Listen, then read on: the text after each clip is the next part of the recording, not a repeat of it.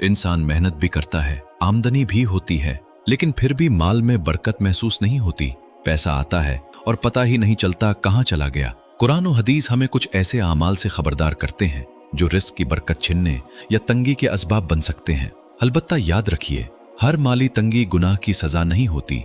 अंबिया और नेक लोगों पर भी आजमाइशें आती हैं। किसी मखसूस शख्स की गुर्बत देखकर यह फैसला नहीं किया जा सकता कि वो गुनाहगार है। 1. अल्लाह की याद से मुंह मोड़ना। अल्लाह ताला फरमाता है, और जो मेरी याद से मुंह मोड़ेगा यकीनन उसके लिए तंग जिंदगी होगी। हवाला सूरह ताहा आयत 124। 2.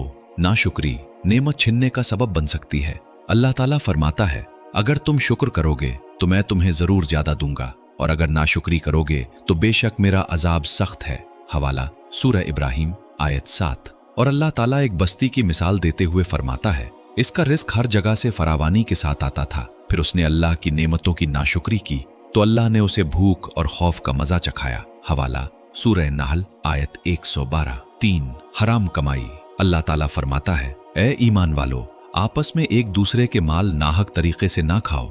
हवाला सूरह निसा आयत 29। और रसूलुल्लाह सल्लल्लाहु अलैहि वसल्लम ने एक ऐसे शख्स का जिक्र फरमाया जो लंबा सफर करता है, परेशान हाल है, आसमान की तरफ हाथ उठाकर कहता है, ए मेरे रब, ए मेरे रब, लेकिन उसका खाना हराम, उसका पीना हराम, उसका डिसेबिलिटी हराम और उसकी परवरिश हराम से हुई, तो उसकी दुआ कैसे कबूल की जाए। हवाला सही मुस्लिम हदीस 1015।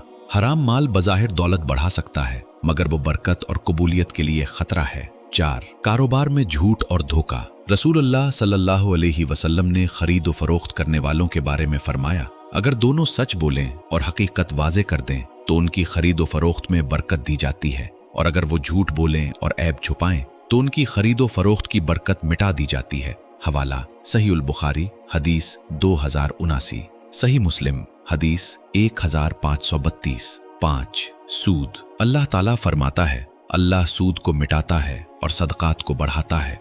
हवाला सूरह अल-बकरा आयत 276।